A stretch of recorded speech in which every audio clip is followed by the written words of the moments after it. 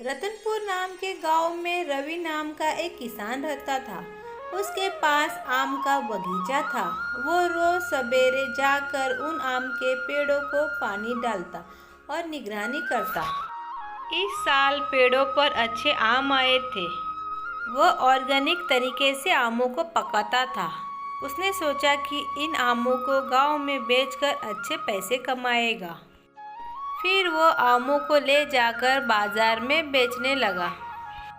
पर इस साल रामू को आमों के अच्छे दाम नहीं मिलते हैं।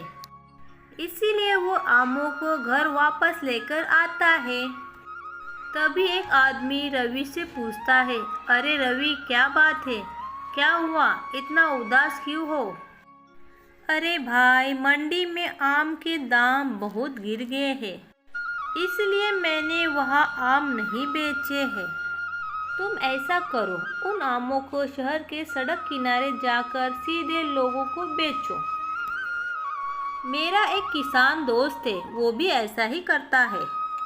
उसे अच्छा खासा मुनाफा भी हो रहा है। ऐसा कहकर वो आदमी वहाँ से चला जाता है। अगले दिन रवि आमों को लेकर बेचने सड़क पर निकलता है। रवि अपने आम एक भीड़ भाड़ जगह पर रखता है। रवि के बढ़िया आम हाथों हाथ लेते हैं। देखते ही देखते रवि के सारे आम बिक गए और कमाई भी अच्छी हुई। वह खुश होकर घर लौटता है। रवि के पड़ोस में एक लालची किसान रमेश रहता था। रमेश चौंक जाता है रवि के हाथ में पैसों का थैला देखकर। रमेश चुपके से रवि और उसकी पत्नी की बातें सुन लेता है, कैसे उन्होंने सड़क किनारे जाकर आम बेचे और पैसे कमाए। फिर अगली सुबह रमेश भी अपने खेत में जाकर कच्चे आम तोड़ता है और कच्चे आमों पर पेस्टिसाइड दवाइयाँ छिड़कर उन्हें पकाता है। फिर वो सोचता है उसके आम खूब बिकेंगे और रवि के बराबर पैसा कमाएगा। अगले दिन रमेश सड़क के किनारे आम बेचने लगता है, पर उसके पास कोई भी आम खरीदने नहीं आता है। लोगों को रवि के आम खाना ही पसंद करते हैं। रमेश को यह देखकर बड़ा गुस्सा आता है। कोई उसके पास आम खरीदने नहीं आ रहा है। वह सोचता है रवि को किसी भी तरह ठिकाने लगाना पड़ेगा। फिर रात को रमेश रवि के घर चोरी करने के लिए जाता है। रवि पैसे कपाट में रख देता है। जब रवि और उसकी पत्नी सो जाते हैं, तभी रमेश वो पैसे लेकर भाग जाता है। अगले दिन रवि के घर लोग जमा हो जाते हैं। एक आदमी रवि से पूछता है, क्या हुआ रवि? तुम इतना दुखी क्यों हो? कल रात मेरे घर में रखे पैसे चोर लेकर भाग गया। मैं तो बर्बाद हो गया। चिंता मत करो, अब रोने से क्या फायदा। खेत में जाओ और काम करो, भगवान जरूर तुम्हारी मदद करेगा। बेचारा उदास होकर अपने खेत जाता है।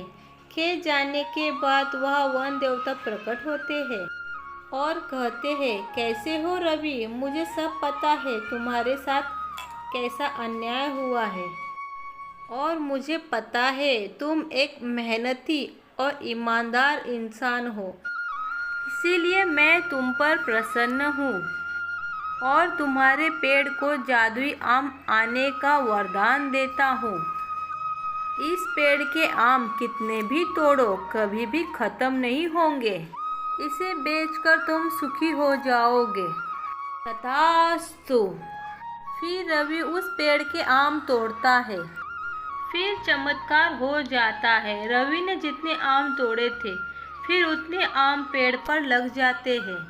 रवि उन आमों को लेकर सड़क किनारे बेचने लगता है। फिर रवि आमों के साथ साथ आमों का जूस भी बेचने लगा। इससे उसका व्यापार खूब अच्छे से चलने लगता है।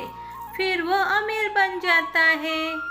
यह देखकर रमेश हैरान हो जाता है, कैसे कम दिनों में रवि ने इतनी तरक्की कर ली।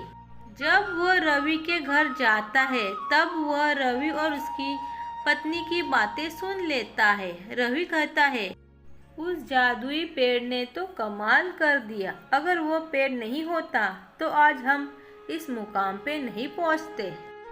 फिर रमेश खुद से ही कहता है, अच्छा तो ये बात है, मैं अभी जाकर उस पेड़ के सारे आम तोड़ लाता हूँ। रमेश उस पेड़ के पास जाता है और पेड़ पर चढ़ता है। आम तोड़ते ही लगता है तो उसका संतुलन बिगड़ जाता है।